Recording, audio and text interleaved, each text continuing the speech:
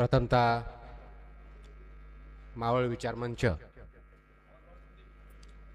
यांनी मला या ठिकाणी बोलवून माझा यथोचित सत्कार केला, मला विचार मांडण्याची संधी दिली आणि आपल्या सर्वांसोबत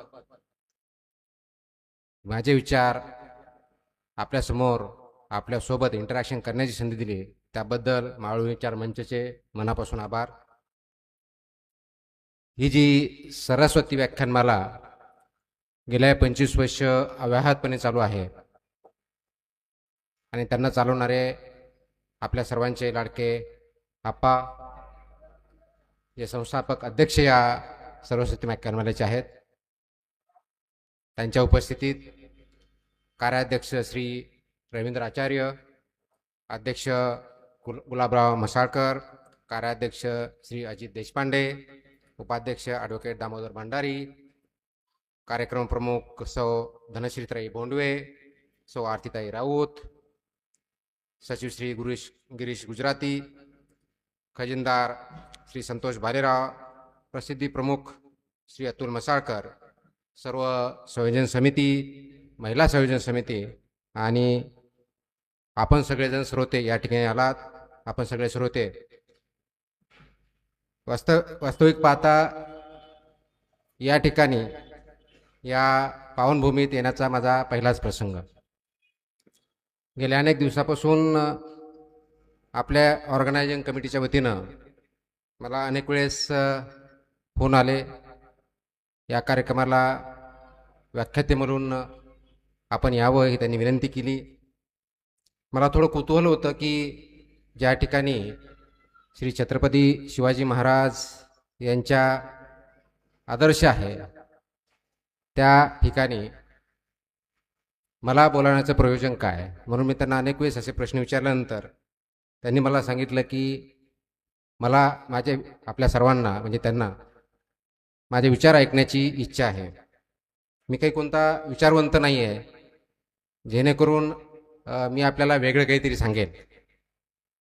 मी एक आपल्यासारख्याच कुटुंबातील सर्वसामान्य शेतकऱ्यातला गावातून आलेला एक सर्वसाधारण व्यक्ती आहे. आईवडिलांच्या पुण्याईनं, बंधूंच्या मार्गदर्शनानं आणि थोड्याफार अभ्यासानं या सर्व्हिसमध्ये आलो आणि ही सर्व्हिस करत असताना या क्षेत्रात आलो. या क्षेत्रामध्ये आपल्याला जेवढं चांगलं काम करणं शक्य आहे तेवढं ते करण्याचा मी प्रयत्न करतो. त्यामुळे महाराष्ट्रातून अनेक ठिकाणाहून आपल्या सर्वांच्या मार्फत जे प्रेम भेटतं ते अतुलनीय आहे, त्याला कोणतीही तोड नाही. आणि त्याचाच भाग म्हणून मी आपल्यासमोर माझे विचार मांडण्यापेक्षाही आपलं जे प्रेम आहे त्या प्रेमाखातर आज आपल्यासमोर मी उभा आहे. आजचा जो मला विषय दिलेला आहे, महाराष्ट्राचं शासन काल, आज आणि उद्या, हा खूप मोठा टॉपिक आहे, हा खूप मोठा विषय आहे, गहन विषय आहे. याच्यावरती पिढ्यानपिढ्या विचारवंत यांनी आपले मतं मांडलेले आहेत, समाजसुधारकांनी कामं केलेलं आहे, शासनाने काम केलेलं आहे. पुढच्या अनेक पिढ्यासुद्धा याच्यावरती घडतील, त्याच्यावरती विचारही करतील आणि कामही करतील. म्हणून तो एका भाषणामध्ये 30-40-50 मिनिटामध्ये बोलण्याचा टॉपिक डेफिनेटली नाही आहे. परंतु माझा जो काय अनुभव आहे, शासनामध्ये काम करत असताना, वेगवेगळ्या पदावरती काम करताना आलेले अनुभव, जे काय माझं थोडंफार वाचन आहे, या सर्वांच्या आधारे मी माझे या विषयावरती विचार मांडण्याचा मी प्रयत्न करेन. त्या अगोदर डिस्क्लेमर, म्हणजे मी हे आज बोलतोय ते माझे फक्त आणि फक्त वैयक्तिक विचार आहेत. याच्यामध्ये शासनाच्या पॉलिसीचा किंवा शासनाविषयी किंवा त्यांच्या विरुद्ध बोलण्याचा कोणताही हेतू नाही आहे किंवा त्यांचा संबंधही नाही आहे. त्यामुळे मी जे बोलेल त्याचा शासकीय धोरणाशी सांगड घालण्याचा कृपया प्रयत्न करू नका. शासनामध्ये काम करत असताना सर्व समाजाला शासनाला पुढे घेऊन जायचं असतं, विकास करायचा असतो आणि या विकासामध्ये अनेक संधी असतात, अडथळे असतात, अडचणी असतात. अगदी माझाच अनुभव जर बघितला, गेल्या महिन्यात मी असंघटित कामगार या विभागात होतो. त्या अगोदर पशुसंवर्धन विभागात काम केलं. आता मी दिव्यांग कल्याण विभागात काम करतोय. त्या अगोदर मी ज्याला ह्युमन राईट्स म्हणून त्या क्षेत्रातही काम केलेलं आहे. काही वर्षापूर्वी पुण्यामध्ये PMPML आपलं जे ट्रान्सपोर्ट आहे त्याचा CMD म्हणूनही काम केलेलं आहे. त्याच्यामुळे वेगवेगळ्या क्षेत्राचा अनुभव, त्याच्यात आलेले त्याच्यामुळे झालेला अभ्यास, केलेलं काम आणि वाचन या सगळ्यांचं बघत असताना एक दृष्टिकोन वेगळा होतो. आज आपण जे जमलोय, एकत्र आलोय, ते एका विशिष्ट टॉपिकवरती मंथन करण्यासाठी. आणि मला जसं आत्ता माझ्या अगोदर जे वक्ते होते यांनी सांगून दिलं की प्रशासन कसं चालतं, मी प्रशासनावरती आज बोलणार नाहीये, म्हणूनच ते टॉपिक आपण शासन ह्या व्यवस्थेवरती ठेवलेलं आहे. आपण ज्या भूमीत बसलो आहोत त्या भूमीत श्री छत्रपती शिवाजी महाराजांनी मुहूर्तपूर लोळलेली आहे. आज 21व्या शतकात 2025 या वर्षात आपण सर्व बोलत आहोत, काम करत आहोत, लोकशाहीमध्ये वावरत आहोत. पण 17व्या शतकात याचा पाया जर कोणी भरला असेल तर श्री छत्रपती शिवाजी महाराजांनी भरलेला आहे. ज्यावेळेस आपण छत्रपती महाराजांचं नाव घेतो त्यावेळेस आपल्यासमोर काय येतं? एक योद्धा, स्वराज्याचे मुहूर्त मिरवणारे एक दृष्टी किंवा व्हिजनरी नेते. माझ्या दृष्टिकोनातून बघाल आणि तुमच्या दृष्टिकोनातून बघण्याची जी आवश्यकता आहे, आजकाल खूप मोठ्या प्रमाणावरती व्हॉट्सअपचा वापर खूप वाढतो आणि त्या व्हॉट्सअपच्या वापरामध्ये फक्त आलेली गोष्ट फक्त जे येते ती फॉरवर्ड करत जाणे, योग्य की अयोग्य याचा विचार न करता फॉरवर्ड करणे, आवश्यक किंवा अनावश्यक कमेंट करणे, शेअर्स करणे आणि मला फॉलोअर्स किती आहेत हे बघणे. आता ते फॉलोअर्स असतात की नसतात याच्यावरती खूप मोठ्या प्रमाणावरती रिसर्च होऊ शकतो. पण विचार करा, 17व्या शतकामध्ये 21व्या शतक किंवा त्याच्या पुढच्याही विचार करण्याची दृष्टी ज्या व्यक्तींकडे होते, ज्या महापुरुषांकडे होते, ते छत्रपती शिवाजी महाराज माझ्या दृष्टिकोनातून सर्वात मोठे यूथ आयकन होते. आपण त्यांच्याकडे योद्धा म्हणून बघतो, ते आहेतच. त्यांना स्वराज्याची मुहूर्त मिरवली त्याच्याबद्दलही कोणामध्ये शंका नाही आहे. पण आजकाल आपल्याला आयकन बघण्याची खूप सवय लागलेली आहे. म्हणजे टीव्हीवरती असेल, वेब सिरीजवरती असेल, किंवा माझ्याबद्दल बोललं जातं इतक्या बदल्या झाल्या. आता बदल्या झाल्या हे सांगणं खूप भूषणवाह गोष्ट असं मला तरी वाटत नाही. तो आयकॉन बघायचा असेल, यूथ आयकॉन बघायचा असेल तर सर्वात मोठा यूथ आयकॉन माझ्या दृष्टिकोनातून श्री छत्रपती शिवाजी महाराज आहेत. त्याचं कारण असं आहे की वयाच्या 16व्या वर्षी ज्यांनी स्वराज्याचं स्वप्न बघितलं आणि ते साकार केलं त्याला आयकॉन म्हणतात.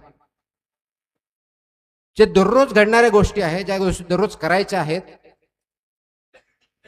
जे करत आहेत त्याला आपण आयकॉन म्हणत नाही. आणि म्हणून छत्रपती शिवाजी महाराजांना जर आपण आयकॉन मानलं तर त्यांचे विचार काय होते, त्यांची प्रगल्भता काय होती, त्यांचा दृष्टिकोन काय होता, त्यांना नेमका समाज, आणि मी महाराष्ट्र म्हणत नाही, मी समाज म्हणतोय, नेमका समाज कसा हवा होता. मग तो समाज घडवण्यासाठी त्यांनी फक्त विचारच मांडले की त्याबरोबर कृती केली तर त्यांच्या अडचणी कोणत्या होत्या ते असताना त्याच्यावर त्यांनी मात कशी केली, त्यांचं शासन कसं होतं, आणि त्यांच्या विचाराच्या आधारे आज आपण महाराष्ट्रामध्ये बोलताना प्रत्येक गोष्टीमध्ये श्री छत्रपती शिवाजी महाराजांचं नाव घेतो, शाहू महाराजांचं नाव घेतो, महात्मा फुलेंचं नाव घेतो, डॉक्टर आंबेडकरांचं नाव घेतो. वास्तवामध्ये जगताना आपण त्यांच्या विचारावरती चालतो का, हा प्रश्न आपण स्वतःला विचारण्याची खूप मोठ्या प्रमाणात गरज आहे.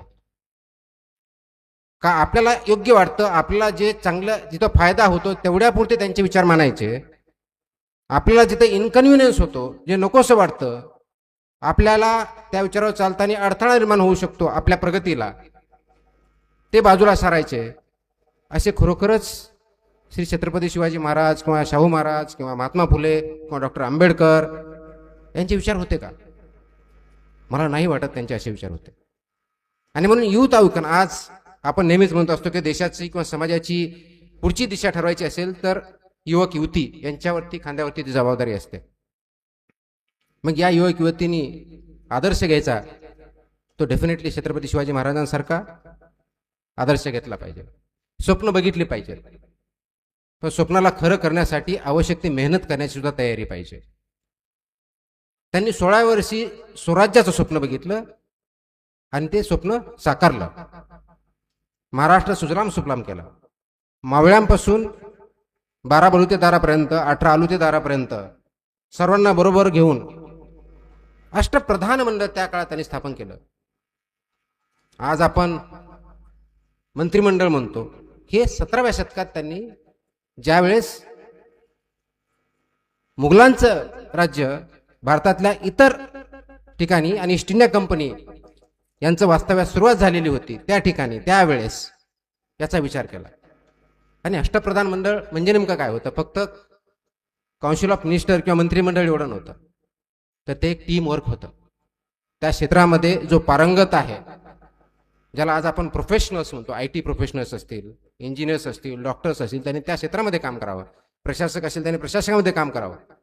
त्या क्षेत्रात ज्यांचं ज्ञान होतं, ज्यांचं काम होतं, ज्यांचं चारित्र्य संपन्न होतं, ज्यांचे विचार उंचीचे होते, त्यांना अष्टप्रधान मंडळामध्ये स्थान दिलं आणि त्यांच्या मार्फत शासन चालवत होतं.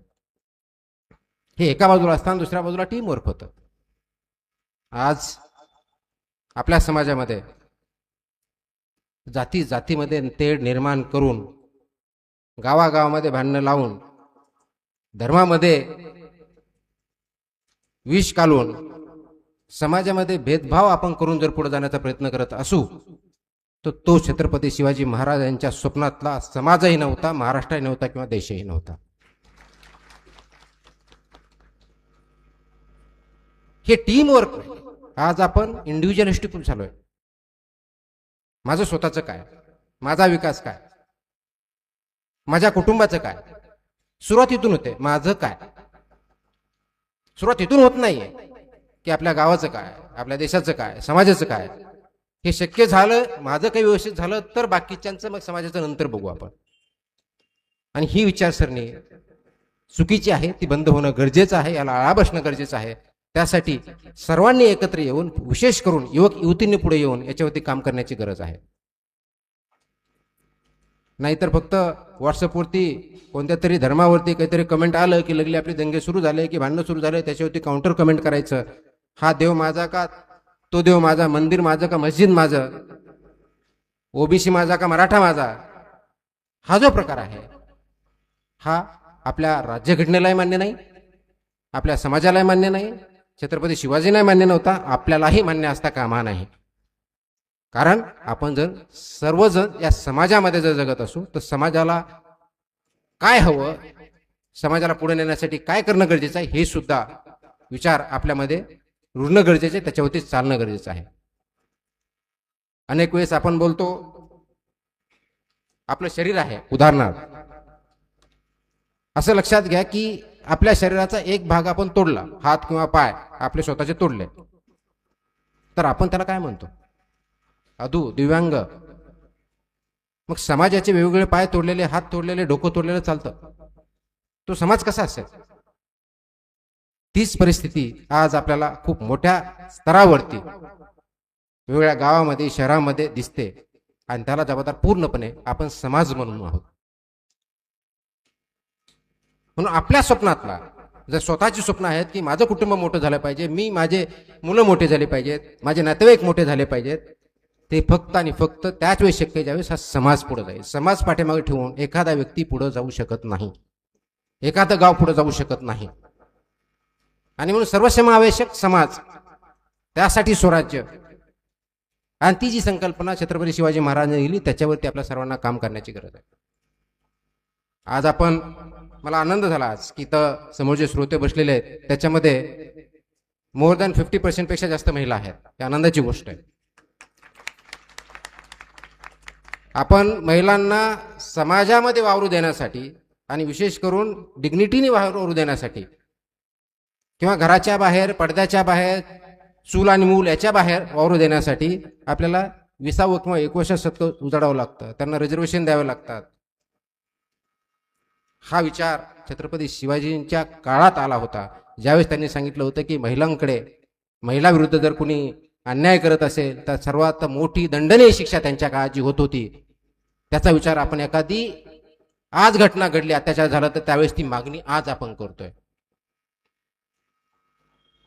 16 वर्षी 20व्या वर्षी 25व्या वर्षी तेही 17व्या शतकात हे विचार येणं आणि त्याच्यावरती ते रुजवणं आणि त्याप्रमाणे शासन करणं, ही जी प्रगल्भता होती त्याच्यातले काही अंश जरी आपल्या सर्वांमध्ये आले तरी हा समाज खूप मोठ्या उंचीवरती जाईल याची मला डेफिनेटली खात्री आहे. याच्यामध्ये कोणतेही मला साशंकता वाटत नाही. आणि मग त्या काळात सुद्धा महिलांना इक्वल जी रिस्पेक्ट होता, त्यांच्या विरुद्ध अन्याय केला तर त्याला सर्वात मोठी शिक्षा होती, दंड होते, ते आज आपण अंगीकारण्याचा प्रयत्न करतोय. युरोपमध्ये त्या काळात फेमिनिझम ही मुवमेंट आली, पण आपल्याकडे महात्मा ज्योतिबा फुले आणि सावित्रीबाई फुले यांनी जे शाळा सुरू केल्या महिलांसाठी असतील, शिक्षणासाठी असतील, तो विचार त्यापेक्षाही प्रगल्भ होता. आणि अजूनही आज आपल्याला मुलींना रात्री बाहेर जाऊ नको ही म्हणण्याची अजूनही पद्धत आहे. ते विचाराची प्रगल्भता आपल्यामध्ये येणं गरजेचं आहे. 21व्या शतकातला महाराष्ट्र जर आपल्याला घडवायचा असेल तर याची सुरुवात आपल्या छत्रपती शिवाजी महाराजांच्या याच्या विचारापासून, यांच्या स्वप्नातल्या स्वराज्यापासून ते आपल्याला करावं लागेल. स्वराज्य तर आपल्याला भेटलं, सुराज्य आलं का हा आपल्या समोरचा प्रश्न आहे. त्या काळातही खूप मोठ्या प्रमाणात अडचणी होत्या. छत्रपती शिवाजी महाराजांच्या काळानंतर ज्यावेळेस स्वराज्य झाला, त्यानंतर आपली पेशवाई आली, त्यानंतर इंग्रजी ते येऊन गेले. विशेष करून या भूमीमध्ये आपल्याला माहिती आहे, माझ्यापेक्षा आपल्याला जास्त माहिती आहे, 1779 साली अँग्लो मराठा वॉर किंवा इंग्रज मराठा युद्ध जे झालं, त्यामध्ये याच भूमीमध्ये महाजी शिंदे यांच्या सेनेने ईस्ट इंडिया कंपनीला त्यांच्याकडे तोफगोळा असताना, आधुनिक तंत्रज्ञान असताना, मोठ्या मोठ्या प्रमाणावरती त्यांचे योद्धे असताना त्यांना हरवलं. फक्त बळावरती नव्हे तर बुद्धीवरती. गनिमी कावा हा बुद्धीचा खेळ होता, म्हणून त्यांना ट्रॅपमध्ये अडकून बुद्धीच्या माध्यमातून, गनिमीच्या काव्याच्या माध्यमातून त्यांना परतावं लागलं. त्यांनी जेवढा भूभाग जिंकला होता तो वापस करावा लागला. आणि पेशवाईमध्ये किंवा छत्रपती शिवाजी महाराजांच्या आपल्या स्वराज्य याच्यामध्ये त्यांनी जो डिव्हिजन करण्याचा प्रयत्न केला, राघोबादादांना वेगळं करून, त्यांना सपोर्ट करून, त्यांच्या माध्यमातून हे त्यांना वापस घ्यावं लागलं. सपोर्ट करायचा नाही ही त्यांना अग्रीमेंटमध्ये करावं लागलं. आज मात्र आपण राजकारणासाठी असेल, समाजकारणामध्ये असेल, स्वतःच्या वैयक्तिक हितासाठी असेल, कुटुंबापासून गावागावापर्यंत ही विभाजणी करायला तयार आहोत. आणि त्या काळात एकत्र आल्यामुळं आपण इंग्रजावरती किंवा ईस्ट इंडिया कंपनीवरती 1779 मध्ये विजय मिळवू शकलो होतो. आज तीच परिस्थिती आहे. समाजामध्ये जी विचारधारा वेगळ्या पद्धतीची रुजली जाते, त्याच्यावरती कोणताही विचार न करता, व्हॉट्सअप संस्कृतीच्या माध्यमाने त्याच्यावरती कोणतंही सखोल संशोधन न करता फक्त फॉरवर्ड करणे, टीकाटिप्पणी करणे आणि उथळपणाने त्याच्यावरती कार्य करणे, हे जे आहे इथं आपल्याला कुठेतरी थांबवावं लागेल. आणि त्यासाठी तरुणांनी पुढे येणं गरजेचं आहे, तरुणींनी पुढे येणं गरजेचं आहे. त्याच्यावरती विचार करून काम करणं गरजेचं आहे. ते क्षेत्र कोणतंही असेल, ते शैक्षणिक असेल, आरोग्याचं असेल, शासन असेल, प्रशासन असेल, लिटरेचर असेल किंवा धर्माच्या बाबतीतलं असेल, कोणत्याही बाबतीतलं क्षेत्र असेल, त्याच्यावरती काम करण्याची गरज आहे. जसं समाज पुढे गेला, समाजातल्या अडचणी पुढे आल्या, त्याचबरोबर आपण बघितलं छत्रपती शाहू महाराजांनी जो आपला समाजामध्ये एज्युकेशन नव्हतं, शिक्षण नव्हतं, त्यांना शिक्षण देण्याचा प्रयत्न केला. ज्यांना रिझर्वेशन आवश्यक होतं त्यांना रिझर्वेशन दिलं, जेणेकरून सर्वांना एक समान संधी भेटावी आणि एक संघ समाज पुढे होऊन समाजामध्ये उत्थान सर्वांचा व्हावा, त्यांच्या पाठीमागचा उद्देश होता. आपण स्वतंत्र झालो 1947ला. आपलं महाराष्ट्राचं आजचं राज्य 1960ला अस्तित्वात आलं. आपले तत्कालीन मुख्यमंत्री यशवंतराव चव्हाण यांनी महाराष्ट्र मॉडर्न महाराष्ट्र झाला म्हणून आधुनिक महाराष्ट्र याची मुहूर्तमेढ लावली. मुंबईसारख्या शहराला आर्थिक राजधानी, इंडस्ट्रीयल हब बनवलं. पुण्यासारखं शहर ईस्टचं ऑक्सफोर्ड म्हणून किंवा शिक्षणाचं माहेरघर, कल्चरचं माहेरघर आपण पुढे आलं. वेगवेगळ्या शहरामध्ये औद्योगिकरण वाढलं, शेती क्षेत्रात खूप मोठ्या प्रमाणात कामं झाली. तीच परंपरा पुढे चालत आली. आणि आज आपण फास्ट फॉरवर्ड आजच्या युगात जर टेक्नॉलॉजीमध्ये म्हटलं, आणि ज्यावेळेस आपण 2025 किंवा 21व्या शतक बघतो, त्याच्यामधलं पहिले 25 वर्ष निघून गेलेले आहेत. त्या 25 वर्षाचा इतिहास बघता आपल्या समोरचे जे चॅलेंजेस आहेत ते खूप मोठे आहेत. एका बाजूला सर्वात जास्त पैसे कमवणारे व्यक्ती बिलियनर्स महाराष्ट्रात आणि मुंबईत आहेत, आणि दुसऱ्या बाजूला सर्वात जास्त आत्महत्या होणारा प्रदेश सुद्धा, जिल्हे सुद्धा आपल्या याच महाराष्ट्रात आहेत. आज आपण बघतो महाराष्ट्रामध्ये अनेक जिल्ह्यामध्ये आज पूर परिस्थिती आहे. त्याच जिल्ह्यामध्ये 5-6 महिन्यांनी परत टंचाई निर्माण होते, पिण्याच्या पाण्याचे प्रश्न निर्माण होतात. मी संध्याकाळी येताना बघितलं आणि मी विचारलं की हे बिल्डिंग ज्या दिसत आहेत मोठ्या मोठ्या, त्या मावळच्याच आहे का दुसरा कोणता क्षेत्र आहे? कारण मी कधी आलेलो नव्हतो, माझी संकल्पना वेगळी होती. पण एक ग्रामपंचायतीपासून नगरपालिका झाली, ग्रोथ होणं हे साहजिक आहे, पॉप्युलेशन वाढलं. परंतु मावळ ज्या गडकिल्ल्यांसाठी प्रसिद्ध आहे, ज्या गडकिल्ल्यांच्या आधारे इथं स्वराज्य स्थापन झालं, इथं मावळे तयार झाले, गनिमी कावा अस्तित्वात आला, किंवा याच्या बाजूलाच शिवाजी महाराजांनी आपली जी नेव्हल सिस्टम आहे, नेव्ही हे पहिल्यांदा त्यांनी बघितलं, किंवा इंटेलिजन्स सिस्टम स्थापन केली, त्या गड किल्ल्यांचं म्हणजे आज बघतो डोंगर आहेत का, हा माझ्यासमोर प्रश्न पडला. आपल्याला जेवढा प्रदेश हा याच्यामध्ये वेस्टर्न घाट म्हणून म्हणत होतो, जेवढ्या प्रमाणात जंगल आणि त्याच प्रमाणात बॅलन्स होता, तो आज राहिलेला आहे का, हाही प्रश्न माझ्यासमोर आहे. आत्ताच प्रश्न निघाला की पुण्याचा ट्रॅफिकचा खूप मोठा प्रश्न आहे, वाहतुकीचा खूप मोठा प्रश्न आहे, एक्सप्रेसवे झालाय, ऑलरेडी जुना होता, आता तिसरा कोणता तरी आपण करतोय. मग अजून 25 वर्षांनी जो एक्सप्रेसवे आणि जुना हायवे आहे याच्यामध्ये काही राहणार आहे का, हाही एखादा एक्सप्रेस होऊन सगळं ती पूर्ण जमीन जाणार आहे, याचाही प्रश्न आपल्याला बघावं लागेल, याच्यावरती उत्तर शोधावं लागतील. मॉडर्नायझेशन फक्त मोठे व्हेकल्स, मोठ्या इंडस्ट्रीज, मोठे रस्ते, गंगाजमिनी इमारती याच्यावरती अवलंबून नसतं. मॉडर्नायझेशन हे विचाराने येतं, आचरणाने येतं. विचार तुमचे मोठे व्हायचे असतील तर ते शाश्वत असले पाहिजेत. ते कोणत्या तरी एका मोमेंट पुरते, एका व्यक्तीपुरते, एका काळापुरते असता कामा नये. ते चिरंजीव असावे लागतात, शाश्वत असावं लागतात, त्याप्रमाणे कृती असावी लागते, त्यावेळी शाश्वत विकास होतो. आपण शाश्वत विकासाच्या गोष्टी तर करतो, आपण लोकशाहीची ती गोष्ट तर करतो, पण लोकशाही आपण स्वतःपासून किंवा शाश्वत विकास स्वतःच्या आपल्या वागण्यातून आणतो का, हा प्रश्न आपण स्वतःला सर्वांना विचारावा लागेल. मी PMPMLचा CMD असताना अनेक वेळेस मला सांगण्यात यायचं की आमच्या बसेस वाढवा, या भागातल्या बसेस वाढवा, तुम्ही कमी का करता, ह्या रूटवरती वाढवा, ज्या ठिकाणी पॅसेंजर नाही त्या ठिकाणी बसेस मी बंद केल्या होत्या, आणि ज्या ठिकाणी जास्त पॅसेंजर होते, डिमांड होते, त्या ठिकाणी दिले होते.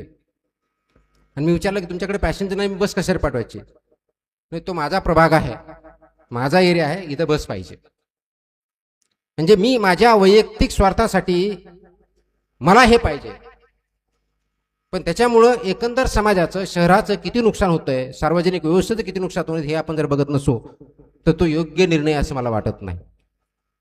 आणि म्हणून ट्रॅफिक ही समस्याकडे एका बाजूने बघता येणार नाही, किंवा जे आज फ्लड्स येत आहेत, जे पूर परिस्थिती आहे, त्याला फक्त क्लायमेट चेंज आम्ही काय करू शकतो त्याच्यामुळे बघता कामा नये.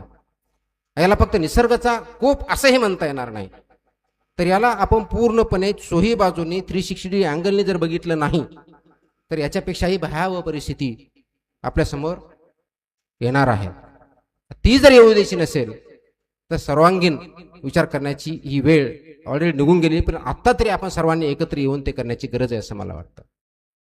आणि ते चालवण्यासाठी शासन ही संस्था, ते विचार करण्यासाठी, ते व्हिजन देण्यासाठी आणि त्या व्हिजनविषयी आपल्या सर्वांना बरोबर घेण्यासाठी ही शासन व्यवस्था असते. आपण शासन म्हटलं की फक्त गव्हर्नमेंट आणि प्रशासकीय अधिकारी या अँगलने बघतो, ती मुळातच संकल्पना चुकीची. शासन म्हणजे शासनाचे खरे केंद्रबिंदू जर कुणी असाल तर आपण सर्व नागरिक म्हणून आहोत. पण नागरिक म्हणून आपण आपली कर्तव्य पार पाडतो का, हा आपल्या दृष्टीनं खूप महत्वाचा विषय आहे.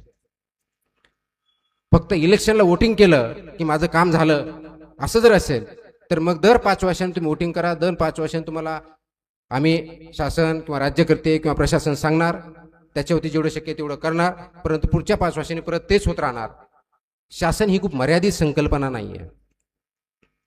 लोकशाहीमध्ये शासन म्हणजे लोक हे केंद्रबिंदू आहेत आणि लोकांच्या दृष्टिकोनातून शाश्वत विकास होणं हे गरजेचं आहे. त्यासाठी लोकांचा सहभाग हा सर्वात महत्वाचा असतो. लोकांचे फक्त विचार महत्वाचे असतात, सहभाग त्याच्यामध्ये महत्वाचा असतो. आणि म्हणून विकास योजना तयार करत असताना त्याच्यामध्ये तुमचे विचार किती आहेत आणि त्याच्यावरती आचरण आपण सर्वजण किती करतो हा त्याच्यातला महत्वाचा भाग असतो. म्हणून शासनाकडे दुसरी काहीतरी व्यवस्था आहे असं न बघता तो आपलाच एक भाग आहे. इथून सुरुवात जर केली तर खरं स्वराज्याची सुरुवात आपण करू शकतो, स्वराज्य आणू शकतो असं मला वाटतं. आणि म्हणून आजच्या समोर जे चॅलेंजेस आहे, सर्वात मोठं चॅलेंज मला जे वाटतं तरुण वर्गामध्ये आहे की आपल्याला जॉब भेटत नाहीत, आपल्याला अनएम्प्लॉयमेंट आहे, नोकरी भेटत नाही. आता नोकरी का भेटत नाही हा जर प्रश्न विचारला तर अनेक जण त्याच्यात उत्तर देऊ शकणार नाही की शासनामध्ये नोकऱ्याच नाही आहेत, शासनामध्ये करप्शनच आहे, भ्रष्टाचार असल्यामुळं आम्हाला योजना येत नाहीये, शिक्षण व्यवस्थित नाहीये, आरोग्य व्यवस्था व्यवस्थित नाहीये, हे सगळे ते समोर येतील. परंतु तोच प्रश्न जर आपण विचारला की आपण जे शिक्षण घेतोय त्या शिक्षणामुळे आपण रोजगार योग्य होत आहोत का, त्याच्यामुळे आपल्याला काही काम करता येत आहे का, आपल्याला काही स्किल डेव्हलपमेंट होत आहे का, हा प्रश्न मात्र आपण स्वतःला विचारत नाही. कारण आपण नोकरी म्हणलं की एका बाजूला एक तर डॉक्टर इंजिनियर व्हायचं, नाहीतर माझ्यासारखा एखादा संधी अधिकारी होण्याची एमपीएससी यूपीएससी परीक्षा द्यायची, याच्या पलीकडे आपण बघत नाही. मुळामध्ये 21व्या शतकात जी इन्फॉर्मेशन टेक्नॉलॉजी ज्याला म्हणतो, ज्या क्रांती आपली जी चौथी क्रांती म्हणतो औद्योगिक क्रांती माहिती तंत्रज्ञानाची, त्या माहिती तंत्रज्ञानाच्या युगात आपण जर वावरत असू आणि खरा त्याचा उपयोग करायचा असेल तर तो आपण शिकला पाहिजे, त्याच्या माध्यमातून आपला विकास करता आला पाहिजे. असं बोललं जातं की या माहिती तंत्रज्ञानामुळे खूप मोठ्या प्रमाणावरती बेरोजगार होणार आहेत. हे प्रत्येक वेळेस पहिल्या इंडस्ट्रियल रेव्होल्युशनच्या वेळेसही बोललं गेलं होतं, दुसऱ्यालाही बोललं गेलं, तिसऱ्याला येणार, चौथ्यालाही बोललं जातं. याच्यामुळे बेरोजगारी वाढणार नाहीये, पण तर रोजगाराचं नियोजन वेगळ्या पद्धतीने होईल, रोजगार वेगळ्या पद्धतीचे तयार होतील हे मात्र 100% आहे. आणि म्हणून 21व्या शतकातले चॅलेंजेस कोणते आणि त्या अनुषंगाने आपण कोणत्या प्रकारे शिक्षण घेतो आणि कोणत्या प्रकारच्या पॉलिसी बनवतो हे अत्यंत महत्वाचं आहे. आणि ह्या पॉलिसी बनवत असताना आपला सहभाग, आपले विचार त्याच्यामध्ये महत्वाचे आहेत. म्हणजे एम्प्लॉयमेंट जर वाढवायची असेल तर क्रिएटिव्हिटी आणि स्किल्स ह्या 2 गोष्टीवर आपल्याला भर द्यावा लागेल. आपल्याला जर ज्ञानच नसेल, ज्ञान म्हणजे थ्योरेटिकल नॉलेज नाही. मला आठवतं की माझ्या लहानपणी मी गावात होतो, आपल्यापैकी गावात जण राहतात, शाळेत गेल्यानंतर दुपारी लंच ब्रेक ज्यावेळेस असो त्यावेळेस घरात येऊन स्वतः आपला जेवण करायचं, ताट धुवायचं, शिक्यामध्ये भाकरी ठेवायची, या पद्धतीने आपण काम करायचं. आता आपल्या मुलांना जर हे सांगितलं की तुम्ही स्वतःचं ताट वाढून घ्या तर त्यांना येतं का, हा प्रश्न आपण स्वतःला विचारण्याची वेळ आलेली आहे. कारण अमेरिकेत जर गेलं तर पहिली दुसरीत जाणारा विद्यार्थी स्वतःचा ब्रेकफास्ट स्वतः करतो, जो की आपल्या लहानपणी म्हणजे आमच्या लहानपणी, आपल्या लहानपणी तर असेलच, पण नवीन पिढीच्या लहानपणी तो होता की नाही मला माहित नाही. आताच्या पिढीला ह्या गोष्टी नाही आहेत. कारण आपल्याला खूप आपल्या मुलांना चांगलं करायचं म्हणून लाडावून ठेवणं जे म्हणतो, लाडावून ठेवणं याचा अर्थ त्यांना कोणत्या स्किल देणं न देता वाढवणं हा अर्थ होत नाही. आणि म्हणून आपण त्याला शिकवतच जर नसो, जबाबदारी कशी घ्यायची आहे, काम कसं करायचं आहे, स्वतः जगायचं कसं, बोलायचं कसं, वागायचं कसं, हे जर आपण शिकवत नसू आणि शिकवताना फक्त बोलून नव्हे तर ते कृतीतून आपल्याला आलं पाहिजे. आपण जर डायनिंग टेबल बसून ताट दुसऱ्याकडून वाढवून आणि ते ताट कोणत्या दुसऱ्यांनी उचलावं अशी जर अपेक्षा ठेवत असू तर आपले मुलं सुद्धा तशीच करणार आहेत, अनुकरण करणार आहेत. मग आपण त्यांना कोणत्या स्किल देतो, तर दुसऱ्यावरती अवलंबून राहण्याच्या स्किल देतो. समाजालाही आता तेच झालंय की आपणही आपल्या समाजाला दुसऱ्यावरती अवलंबून राहण्यासाठी आपण उद्युक्त करत आहोत. कुणावरती, प्रत्येक गोष्टीला शासनावरती. मग शासन म्हणतं शासन आमची जबाबदारी नाही आहे, आपली समाजाची तेवढी आहे, मग शासन पण दुसऱ्यावर राहणार, समाजावरती अवलंबून राहणार. ते अवलंबित्व कधी कमी करणार आहोत आपण आणि त्या आपल्या जीवनामध्ये कधी अंगीकारणार आहोत, हा खूप महत्वाचा प्रश्न. आणि ते 1 दिवसात 2 दिवसात येणार नाहीये. त्यासाठी आपली जी ओरिजिनल संस्कृती होती, ज्यामध्ये ज्या काही चांगल्या गोष्टी होत्या त्या आपण पुढे नेल्या पाहिजेत. की स्वावलंबन हे जे होतं ते स्वावलंबन आपण स्वतःमध्ये आणलं पाहिजे, डिपेंडन्सी कमी केली पाहिजे. आज जर आपल्यापैकी बऱ्याच जणांना विचारलं की तुझ्या आईचा किंवा वडिलाचा मोबाईल नंबर सांग. किती जण हात वर करून सांगू शकतील? मोबाईल बघाल आपण सर्वजण. तेच 20 वर्षापूर्वी जर विचारलं, ज्यावेळेस टेलिफोन भेटत नव्हते त्यावेळेस तोंडपाठ आपल्याला नंबर असायचे. याचा अर्थ तुम्ही आज मोबाईल आल्यानंतर तोंडपाठ करा असं म्हणत नाही मी. मोबाईल आला, त्याच्यामध्ये स्टोअर होतं, तोंडपाठ ठेवण्याची किंवा मेंदूला त्याच्यासाठी प्रेशर देण्याची गरज नाही. पण मेंदूचं काम तेवढं जर आपण कमी केलं असेल, त्या वेळेमध्ये मेंदूने काहीतरी सत्कारणी लावावं हे त्याच्यातून अपेक्षित आहे. मग त्याचा आपण वेळ कशा घालतो?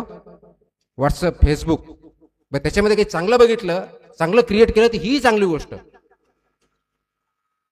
पण फक्त आपण मेसेज फॉरवर्ड करून एकाचा तेढ दुसऱ्यापर्यंत पाठवण्यामध्ये खूप धन्य मानत असू तर ती मात्र चुकीची गोष्ट आहे.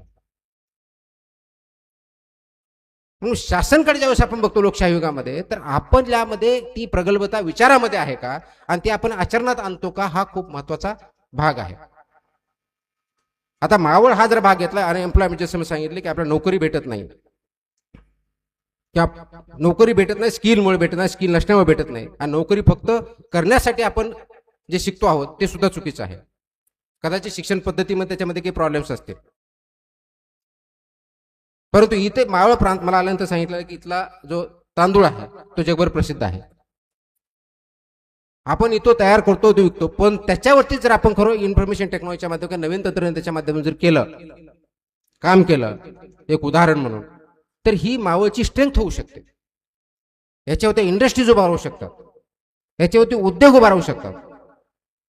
पण ते उद्योग आपण नाही करणार. एक तर आपण शेती करणार, आम्ही भात तयार केला नाही तर आम्ही नोकरीला पुण्यात जाणार तर मुंबईत जाणार. उद्योजक व्हायला काय प्रॉब्लेम असावा? मग उद्योजकासाठी आवश्यक असलेल्या गोष्टी ज्या आहेत त्यासाठी आपण सर्वांनी मिळून प्रयत्न केले पाहिजेत. मग दुसऱ्या बाजूला पोल्युशन होत आहे. सर्वात महत्वाचा प्रश्न जो आहे क्लायमेट चेंज, ज्याला म्हणतो आपण नेहमी ऐकतो, ते क्लायमेट चेंज कमी करण्यासाठी आपण काही करू शकतो का?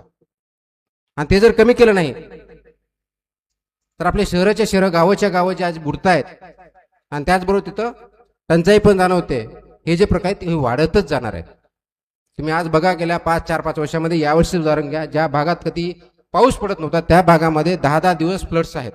गावाच्या गावं, शहराच्या शहरं, अगदी माझा बीड जिल्हा, त्या ठिकाणी एवढा पाऊस पडतोय की 8 दिवसामधून गावाच्या गाव आपण तिथं बुडालेलं बघतोय. जनावरं त्याच्यातून वाहून गेलेले आहेत, अनेक व्यक्ती मृत्यू पावलेले आहेत.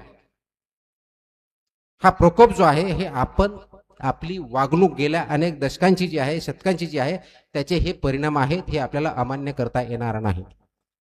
आणि म्हणून आपल्या पुढच्या पिढ्यांना शाश्वत विकास जर द्यायचा असेल तरी आपला सर्वांना कुठेतरी एक स्टँड घ्यावा लागेल, एक विचार घ्यावा लागेल आणि त्या विचाराने चालावं लागेल. आणि त्या विचारावर चालताना डेफिनेटली अडचणी येतील. परंतु ज्या मावळच्या भूमीतून छत्रपती शिवाजी महाराजांनी स्वराज्य स्वप्न पाहिलं, त्याच मावळच्या भूमीत किंवा त्याच महाराष्ट्रामध्ये किंवा त्याच समाजामध्ये जर असा विचार असेल की शिवाजी जन्मावा दुसऱ्याच्या घरी, तर त्याचे परिणाम सुद्धा आपल्या सर्वांना भोगावे लागतील. त्याच्यामुळे कोणी एका व्यक्तीकडे बघू नका, कोणत्या एका संस्थेकडे बघू नका. म्हणजे आता ही जी संस्था आहे गेले 25 वर्ष अविरतपणे काम करते, विचार देण्याचं काम करते, फक्त आपल्याकडे नका बघू. या सर्वांचं आपल्याचं काम आहे. याच्यामधून जे विचार येतात, विचार मंथन होत आहे, याच्यामुळे पुढं कसं न्यायचं, हे वाढवायचं कसं, असा का विचार होत नाही. फक्त मावळ पुरतं मर्यादित न ठेवता आपण हे तालुकाभर करू. कदाचित हीच व्याख्यानमाला आपण पुण्यामध्ये करून पुण्यामधल्या सगळ्या लोकांना त्याच्या विचार मंथनातून पुढे नेऊ. हा विचार का होत नाही? आणि ते आचरणात पाहिजे. फक्त मी इथं काहीतरी बोलायचं आणि हा भाषण संपलं की मी दुसरीकडे माझ्या पद्धतीने वागायचं, याला दुटप्पीपणा म्हणतात, प्रामाणिकपणा म्हणत नाही, त्याला संवेदनशीलता म्हणत नाहीत, त्याला वेगळेपणा म्हणतात. तो वाढीस लागता कामा नये. महाराष्ट्र ही संतांची भूमी आहे, समाज सुधारकांची भूमी आहे, छत्रपती शिवाजी महाराजांची भूमी आहे, डॉक्टर बाबासाहेब आंबेडकरांची भूमी आहे. त्यांनी जर असं म्हटलं असतं तर, शिवाजी महाराजांनी म्हटलं असतं की नाही, माझं स्वराज्य, माझा एक किल्ला आहे, माझ्यापुरतं मी बघेल, बाकी मावळ्यांचं काय होऊचे ते होऊ द्या, मला त्याच्याशी घेणं देणं नाही, कदाचित तुम्ही आणि मी आज इथं नसतो. समाज सुधारकांनी ते केलं नसतं किंवा कर्मवीर भाऊराव पाटलांनी शिक्षण इथं जर दिलं नसतं तर कदाचित तुम्ही आणि मी आज इथं बोललो नसतो, शिक्षण घेतलं नसतं. ब्रिटिशांच्या काळात सुद्धा त्यांनी शिक्षण संस्था चालू केल्या, विरोधात न जुमानता केल्या. 16 वर्षाचे शिवाजी महाराज असताना स्वप्न पाहून ते साकारू शकतात. 21व्या शतकामध्ये हा आपला महाराष्ट्र फक्त त्या काळातला जो आपण म्हणतो दगडांच्या देशा तेवढ्या पुरता मर्यादित आज नाही. आपल्याकडे खूप मोठ्या प्रमाणात रिसोर्सेस आहेत, खूप मोठ्या प्रमाणात संधी आहे, शिक्षण आहे, आरोग्य आहे, वैज्ञानिक संस्था आहेत, फायनान्शियल कॅपिटल आहे, लिडरशिप आहे. हे सगळं असताना महाराष्ट्रामध्ये गगनचुंबी इमारती एका बाजूला आणि दुसऱ्या बाजूला 2 वेळचं जेवण न भेटणारे व्यक्ती, हा जो विरोधाभास आहे तो का आहे याच्यावरती काम करण्याची गरज आहे. फक्त विचार मांडण्याची, विचार अभ्यास करण्याची नसून काम करण्याची गरज आहे. ते काम प्रेरित जर घ्यायचे असेल, प्रेरणा जर घ्यायची असेल तर छत्रपती शिवाजी महाराजांपासून घेतली पाहिजे. त्यांनी स्वतःपुरतं बघितलं नाही, त्यांनी समाज प्रथम बघितला. तसंच आपल्याला आता आपला समाज आणि देश प्रथम हे बघितलं पाहिजे. आपण शेवटला असलो पाहिजे, या दृष्टिकोनातून काम केलं पाहिजे. जसं मला आठवतंय माझ्या लहानपणी किंवा आपल्या सर्वांच्या लहानपणी सुद्धा आई शेवटला जे होते, काही नसले तरी तशीच उपाशी होते, परंतु वडीलधारी मंडळी हे बघायचे की माझ्या मुलांना काय भेटेल. गावातील जे पाटील मंडळ असायची त्यावेळेस म्हणजे त्या दृष्टिकोनातून होते गावाचं भलं कशात याचा विचार करायचे. गावात काही चुकीचं चाललं असेल तर पोलीस पाटील पोलीस स्टेशनला सांगायचं. आज त्याच्या एक्झॅक्टली उलट होत आहे. चुकीचं चाललं असेल तर ते लपवत आहे, चांगलं चाललं असेल तर ते त्याला विरोध करतात. हे काहीतरी विनाकारण करतो. तुम्ही आडवा येता, मी तुम्हाला बघतो. म्हणजे सत्य, पारदर्शकता, मॉरॅलिटी या गोष्टी आपण थिओरिटिकल म्हणणं अपेक्षित नाहीये. त्या ऍक्च्युअली आपल्या कर्तृत्वातून नव्हे तर आपल्या वागण्यातून, बोलण्यातून आल्या पाहिजेत. त्याच वेळेस चांगला समाज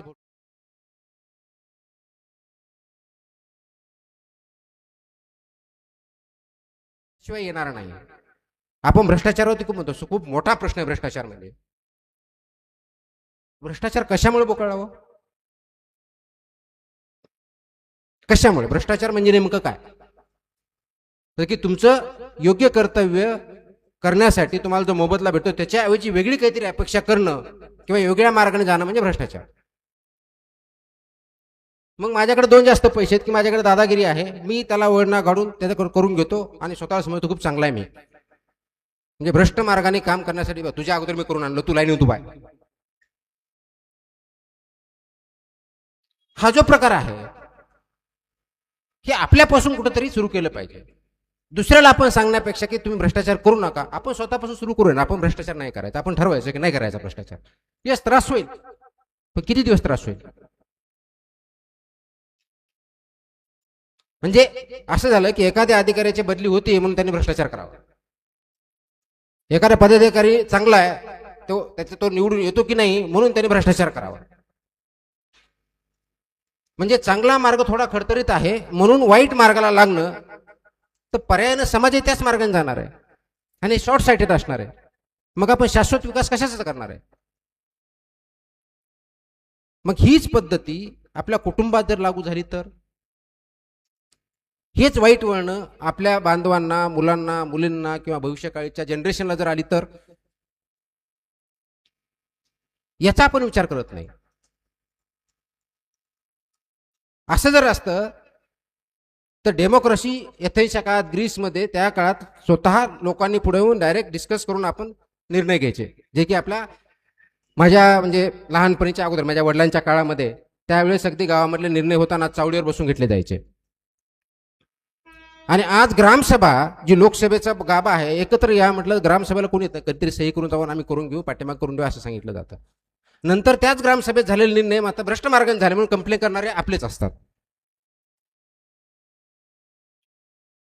मग लोकशाही ही खऱ्या अर्थानं आपल्यामध्ये रुजली आहे का, आणि लोकशाही शासन आपल्यामध्ये आपण अंगीकारला आहे का, हा प्रश्न मला अजूनही पडतो.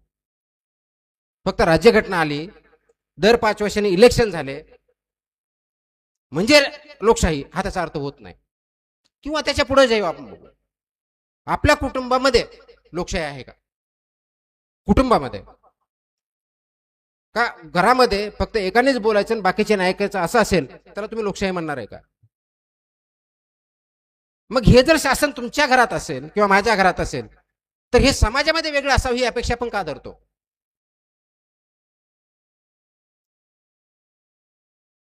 आणि हे जर आपल्याला बदलायचं असेल तर त्याची सुरुवात आपल्या स्वतःपासून झाली पाहिजे. म्हणजे 21व्या शतकातला माझ्या स्वप्नातला महाराष्ट्र किंवा माझ्या स्वप्नातलं शासन कसं असावं, माझ्या मुलांच्या स्वप्नातलं शासन कसं हवं, समाज कसा असावा याचा ज्यावेळेस मी विचार करतो, त्यावेळेस मला मला कोणती सेवा जर पाहिजे तर मी कोणत्या कार्यालयात जाता कामा नये. मला माझ्या मोबाईलवरती डिजिटल टेक्नॉलॉजीच्या माध्यमातून, इन्फॉर्मेशन टेक्नॉलॉजीच्या माध्यमातून ती भेटावी. व्हॉट्सअप नव्हे, सगळ्या सेवा मला बँकेचे मोबाईलवर करता यावेत, मला सर्टिफिकेट त्याच्यावरती भेटावेत, मला ट्रान्सपोर्ट करायचं तर माझ्या मोबाईलवर पाहिजे बस कुठपर्यंत आली, कुठं नाही आली, किती वेळात पोहोचणार आहे. हे 2016-17 मध्ये पीएमपीएमएल केलं होतं. म्हणजे घर बसल्या सेवा आपण करू शकतो. त्यासाठी काम करण्यासाठी ऑफिसमध्ये जाण्याची गरज का भासावी, अशा अनेक देशात चालू आहे. आपल्याकडे का होऊ शकत नाही? आपण ते सोडून मात्र व्हॉट्सअपवरती, फेसबुकवरती एवढं आपण बाकी रील्स बघत बसतो. पण ते एक विचारवंत कोणाचे ऐकायचे असेल ते बघत बसत नाही. तर माझ्या स्वप्नातला तो असेल की डिजिटल क्रांतीचा वापर करून शासन असावं, त्याच्यामध्ये पारदर्शकता पूर्णपणे असावे, भ्रष्टाचाराला वाव असता कामा नये, तरुणाईचा सहभाग असावा. हा तरुणाई म्हणजे फक्त वर्गाच्या म्हणजे तुमचं वय याच्या दृष्टिकोन बोलत नाही. तरुणाई म्हणजे एक विचार आहे. जोपर्यंत तुम्हाला वाटतं तुम्ही तरुण तोपर्यंत आहात, विचारसरणी आणि ऍक्टिव्ह त्याप्रमाणे राहिलं पाहिजे, त्या दृष्टिकोनातून बघितलं पाहिजे. मला शाश्वत विकास पाहिजे. मला जे आज क्लायमेट चेंज आहे याच्यावरती आपण काम करणं गरजेचं आहे. आता बघा, आपल्याला आठवत असेल ते आपण घरातून आपण कचरा काढतो, रस्त्यावरती टाकतो. हा रस्त्यावरती टाकल्यानंतर नगरपालिका महानगरपालिकेचं एक दिवस नाही आला की उचललं नाही तर आपण कंप्लेंट करतो की तू उचलला नाही. मुळामध्ये तुम्हाला रस्त्यावरती कचरा टाकण्याचा अधिकार दिला कोणी? बरं ठीक आहे, त्याच्यामुळे दिला, तर त्याच्यातून जे काय आरोग्यावरती परिणाम होणार आहे तो समोरच्या एका व्यक्तीवरती होणार नाही, तो सगळ्यावरती होणार आहे. आपण बाजारात जातो, प्लास्टिकच्या बॅग घेतो आणि फेकून देतो, चोकअप होतात. पण प्लास्टिकच्या बॅगवरती बॅन शासनाला सांगतो, प्लास्टिक बॅन का करत नाही? तुम्ही वापरायचं बंद करा, दुसऱ्या दिवशी प्लास्टिकच्या बॅग बंद होतील. फक्त वापरायचं बंद करा, काही करण्याची गरज नाही. शक्य हे करण्यासाठी आपल्या सर्वांना एकत्र येण्याची गरज आहे, विचारांनी आणि आचरणाने. ते आज आपण आहोत का, हा पहिला मुद्दा. आणि दुसरा मुद्दा, ज्यावेळेस 21व्या शतकातलं शासन म्हणतो तर तुमच्या माझ्या विचाराचं शासन पाहिजे ॲज अ नागरिक म्हणून. याचा अर्थ प्रत्येक माझी मागणी मान्य झाली पाहिजे असं नाही. समाजासाठी, देशासाठी जे महत्वाचं, त्याच्यामुळे समाज भला झाला तर माझं भलं होणार आहे, माझं एकट्याचं भलं झालं मग सगळ्यांचं समाजाचं भलं होईल अशी काही गॅरंटी नाही. तर सेल्फ इंटरेस्ट पेक्षाही समाजाचं भलं जर झालं तर डेफिनेटली माझं भलं होणार या दृष्टिकोनातून बघितलं पाहिजे. म्हणून शासनामध्ये सहभाग नागरिकांचा, प्रत्येक निर्णयामध्ये, पॉलिसी मेकिंगमध्ये, मला कोणत्या प्रकारची पॉलिसी पाहिजे, इथून हायवे गेला पाहिजे की नाही व्हायला पाहिजे, हे नागरिकांनी ठरवलं पाहिजे. फक्त इथलाच नाही, पुण्या मुंबईच्या सुद्धा ठरवलं पाहिजे. पण ते होतंय का? किंवा निवडणुकामध्ये आपण मतदान करताना याचा विचार करतोय का? किंवा आपण असं सांगतो की मंत्री महोदय आले की आमच्या गावात एवढे कामं करून द्या, त्यांनी सांगितलं की नियमात बसत नाही तर त्यांना म्हणा तुम्हाला यासाठीच निवडून दिलं का? म्हणजे त्यांना नियमाच्या बाहेर काम करण्यासाठी झाले तर चांगले, नियमात बसून केलं तर तुमची काय गरज आहे, तसंही झालं असतं. तर शासन पद्धती आपण जे शाश्वत विकास म्हणतो किंवा स्वराज्य म्हणतो किंवा जे आपल्याला अपेक्षित असलेलं सोकॉल्ड रामराज्य जे म्हणतो, ते फक्त थिअरॉटिकल डेमोक्रेसी असून असणं चालणार नाही. तर त्याला प्रॅक्टिकली आपल्याला त्याच्यामध्ये सहभाग घ्यावा लागेल, सहभाग तयार करावा लागेल आणि तरुणांचं त्याच्यामध्ये खूप मोठ्या प्रमाणात योगदान असणं गरजेचं आहे. ती वाटचाल करण्यासाठी आपल्याकडे काही रोड मॅप आहे का, ज्याला आपण नेहमी प्लॅन म्हणतो किंवा रोड मॅप म्हणतो, तसं काही केलाय का? आणि तो जर केला नसेल तर ती आपण समाज म्हणून आपली शोकांतिका आहे. शिवाजी महाराजांनी स्वराज्याची संकल्पना दिली नसती तर डॉक्टर बाबासाहेब आंबेडकरांनी ज्या पद्धतीने राज्यघटना लिहिली ती राज्यघटना आज अस्तित्वात नसती किंवा त्यांनी लिहिली नसती तर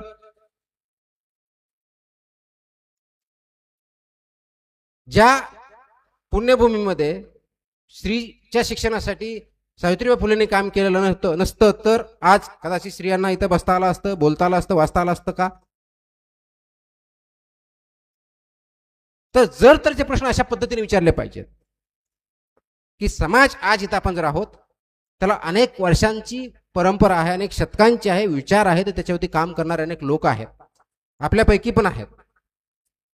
परंतु फक्त 2 वर्ष 3 वर्ष 5 वर्ष एवढ्यापुरता विचार न करता लॉंग टर्मचा, पुढच्या पिढ्यानपिढ्यांचा, आपल्या ज्या पुढे येतात याचा विचार करून आपण शासन, जबाबदार शासन, रिस्पॉन्सिबल शासन तयार करणं गरजेचं आहे. ते करण्यासाठी असल्या विचार मंचाची गरज आहे, ज्याच्या माध्यमातून आपण इंटरॅक्शन करू शकतो, विचार मांडू शकतो आणि पुढे जाऊ शकतो. आता प्रश्न राहिला, शासन आणि प्रशासन याचे एकत्र चाकं कशी चालतात. ह्या दोन्ही चाकं एकत्र चालतच आपण पुढे जाणार आहोत. विचार मध्ये डिफरन्सेस येऊ शकतात, परंतु आपला जो गोल ध्येय आहे ते जर एक असेल तर त्याच्यामध्ये अडचणी येत नाही, त्याच्यामध्ये मात करू शकतो.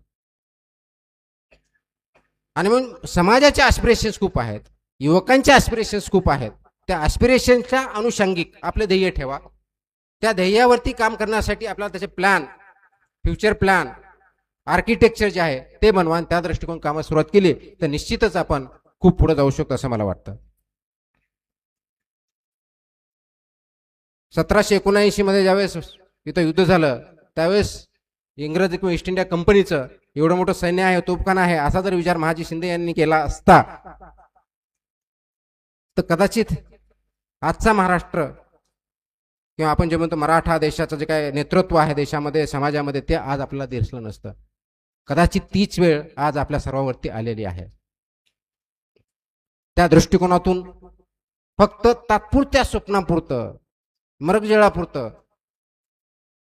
काहीतरी करायचंय किंवा आपण आपल्यापुरतं मर्यादित न राहता सर्व समावेशक विचार आणि आचरण करण्याची गरज आज जास्त आहे. ते अगदी मोबाईल वापरण्यापासून, रोड बांधण्यापासून, शेती करण्यापासून ते क्लायमेट चेंज पर्यंत ह्या सगळ्या गोष्टीची गरज आहे. आणि हे सर्व शक्य आहे.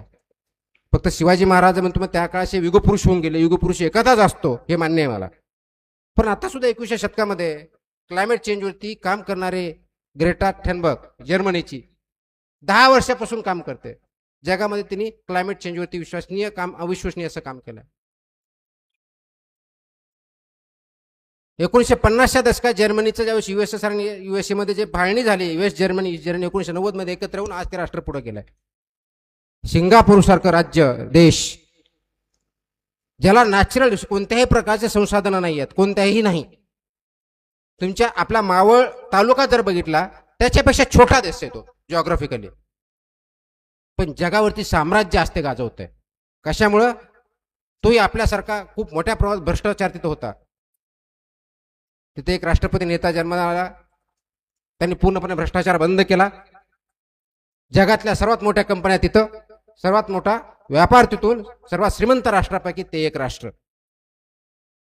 किंवा आता आपण नेहमीच दुबईला जात असतो, डेझर्ट मध्ये समुद्र, जगातल्या सर्वात मोठ्या कंपन्या तिथं, सर्वात मोठे इंजिनिअरिंग तिथं, सर्वात मोठ्या बिल्डिंग तिथं. ही कल्पनाशक्ती असते, ही कमिटमेंट असते. त्याच्यामुळे आपल्याला प्रत्येक वेळेस फक्त छत्रपती शिवाजी महाराजांचं नाव घ्यायचं, शाहू महाराजांचं नाव घ्यायचं, फुले शाहू आंबेडकरांचं नाव घ्यायचं, मात्र एक्झॅक्ट त्याच्या विरुद्ध वागायचं हे असून चालणार नाही. त्याच्यामुळे आपण पाठीमागे पुढे चाललो, तर इतर राष्ट्र पुढे चाललेत. आपल्याला जर राष्ट्र म्हणून पुढे जायचं असेल, आपला देश स्ट्रॉंग बनवायचा असेल आणि कुणावरती अवलंबित्व कमी करायचं असेल तर आपल्याला स्वतःला स्ट्रॉंग व्हावं लागेल. आणि ते स्ट्रॉंग होणं म्हणजे भारतातल्या समाजातल्या प्रत्येक नागरिकांना स्ट्रॉंग होणं आहे. एक व्यक्ती, एक पार्टी, एक समाज, एक घर, एक तालुका, एक जिल्हा मोठा झाला, स्ट्रॉंग झाला म्हणजे राष्ट्र स्ट्रॉंग होत नाही. प्रत्येकाने हे स्ट्रॉंग होण्याची गरज आहे. ती कल्पना शक्तीच्या माध्यमावरती, आपल्या कर्तृत्वावरती, आपल्या भविष्याला आणि भविष्यात घडणाऱ्या ज्या आपल्या पिढ्या आहेत त्यांना उजाळा देण्यासाठी, हे कर्तृत्व साध्य करण्यासाठी आपल्याला त्या पद्धतीचा विचार करणं आणि कृती करणं भाग आहे. आणि म्हणून मग तसा जर विचार केला तर आणि तरच आपल्याला अपेक्षित असं शासन भेटेल, अपेक्षित असलं स्वराज्य आपण घडवून आणू शकू. मग त्यावेळेस आपल्याला दुसऱ्याकडे आदर्श व्यक्ती म्हणून बघण्याची गरज पडणार नाही. दुसऱ्या देशाचा राजकारण कसं चालतं, शासन करता हे बघण्याची गरज पडणार नाही. किंवा प्रत्येक वेळेस फक्त आपला पूर्वजांचा उदाहरण देण्याची गरज पडणार नाही. आपण स्वतः उदाहरण सारखे काम करूयात, आपण स्वतः उदाहरण होऊन या समाजाला पुढे नेऊया, अशी अपेक्षा करतो. मला आज इथं बोलवलं, बोलण्याची संधी दिली, त्यामुळे सर्वांचे आभार मानतो आणि माझे 2 शब्द संपवतो. जय हिंद.